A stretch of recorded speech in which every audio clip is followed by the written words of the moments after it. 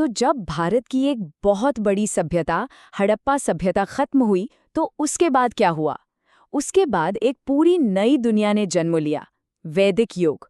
और ये दौर ना असल में दो बिल्कुल अलग-अलग कहानियों जैसा है। तो चलिए साथ मिलकर इस दिलचस्प बदलाव के सफर पर चलते हैं और समझते हैं कि ये सब हुआ कैसे। लेकिन कहानी शुरू करने से पहले एक सवाल।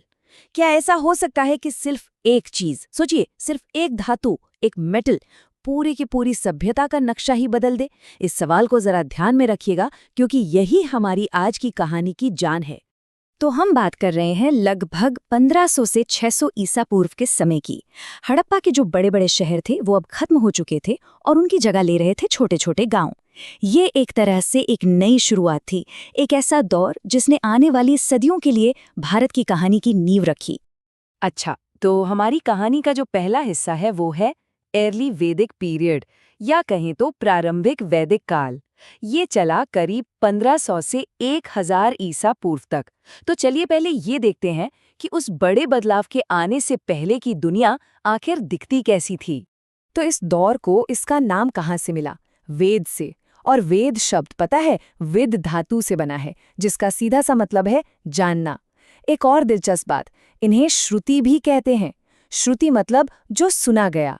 ऐसा माना जाता है कि ये ज्ञान लिखा नहीं गया था, बल्कि ऋषियों ने इसे सीधे सुना था, एक तरह का दिव्य ज्ञान। और ये जो ज्ञान है, ये 4 मुख्य किताबों में बटा हुआ है। सबसे पहला और सबसे पुराना है ऋग्वेद। इसमें देवी देवताओं की तारीफ में भजन है। फिर आता है सामवेद। समझ लीजिए ये ऋग्वेद की धुनों वाली किताब है, मतलब इसमें उन्हीं भजनों को गाने का तरीका है।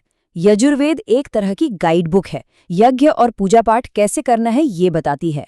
और आखिर में है अथर्ववेद, जिसमें जादू, टोने टोटके और मंत्र वगैरह हैं। मतलब हर वेद का अपना एक अलग काम था। तो सवाल उठता है कि उस दौर की इकोनॉमी कैसी थी? भाई पूरी की पूरी अर्थव्यवस्था सिर्फ एक चीज के इर्द गिर्द घूमती थी, मवेशी। और मवेशियों में भी सबसे ज्यादा जरूरी थी गायें। ये एक ऐसा समाज था जहां अमीरी जमीन से नहीं बल्कि इस बात से नापी जाती थी कि किसके पास कितनी गायें हैं। जिसके पास सबसे ज्यादा गायें वो सबसे अमीर। उसे गोमत कहते थे, मतलब गायों वाला। उस वक्त समाज का जो ढांचा था वो भी काफी सीधा साधा था। परिवार को कुल कहा जाता था और कई कुल मिलकर बनाते थे एक जन, यानी कबीला। समाज में कोई बहुत सख्त ऊंच नीच नहीं थी। और जो सबसे खास बात थी वो थी महिलाओं की स्थिति। उन्हें बहुत सम्मान दिया जाता था। वो कबीले की जरूरी मीटिंग्स में हिस्सा ले सकती थीं, जिन्हें सभा और समिति कहते थे। और तो और अपना जीवन साथी चुनने के लिए भी आजाद थीं। और फिर अचानक सब कुछ बदलने लगा। हमारी कहानी में एक ऐसा मोड़ आया जिसने हर चीज को पलट कर रख दिया। एक नई धातु की खोज हुई, एक ऐसा मेटल जिसने पूरे समाज को एक नया रूप दे दिया। ये बात है लगभग 1000 ईसा पूर्व की। भारत में लोहे का इस्तेमाल शुरू हो गया और ये कोई मामूली बात नहीं थी। ये एक टर्निंग पॉइंट था, एक ऐसी तारीख जिसने वैदिक युग को 2 हिस्सों में बांट दिया, अर्ली वैदिक और लेटर वैदिक। अब देखिए, लोहे के आने से हुआ क्या। एक के बाद एक चीजें बदलती चली गईं, जैसे डोमिनोज गिरते हैं। लोहे की मजबूत कुल्हाड़ियां बनी तो घने जंगलों को काटना आसान हो गया। फिर बने लोहे के हल, जिनसे गंगा के मैदानों की सख्त और उपजाऊ जमीन को जोतना मुमकिन हुआ, जो पहले नहीं हो पाता था। इसका नतीजा क्या हुआ? खेती में बम्पर पैदावार हुई, और जब खाना एक ही जगह इतना मिलने लगा तो लोगों ने घूमना फिरना छोड़कर एक जगह टिकना शुरू कर दिया और स्थायी बस्तियां बसने लगी। तो इस आयरन रेवोल्यूशन, इस लौह क्रांति के बाद वैदिक दुनिया का चेहरा ही बदल गया। चलिए अब कहानी के दूसरे हिस्से में चलते हैं और देखते हैं कि ये नई दुनिया कैसी थी। इकोनॉमी तो समझिए 180 डिग्री घूम गई। जहां पहले पशुपालन मेन था, अब उसकी जगह खेती ने ले ली। जहां पहले सिर्फ जौ उगता था, अब वहां गेहूं, चावल, दालें, यहां तक कि गन्ना भी उगने लगा। और वो घुमंतू जिंदगी, वो अब खत्म हो गई। उसकी जगह हस्तिनापुर जैसे बड़े और स्थायी शहर बसने लगे। और जब इकोनॉमी बदली तो समाज कैसे नहीं बदलता। खेती से जो एक्स्ट्रा अनाज पैदा हो रहा था, उसे नए नए काम और प्रोफेशन बनने लगे। और यहीं से जन्म हुआ एक नई सोशल व्यवस्था का, जिसे हम वर्ण व्यवस्था के नाम से जानते हैं। इसने समाज को काम के आधार पर 4 ग्रुप्स में बांट दिया, और ये सिस्टम पहले के मुकाबले कहीं ज्यादा सख्त था। ये 4 वर्ण कौन से थे?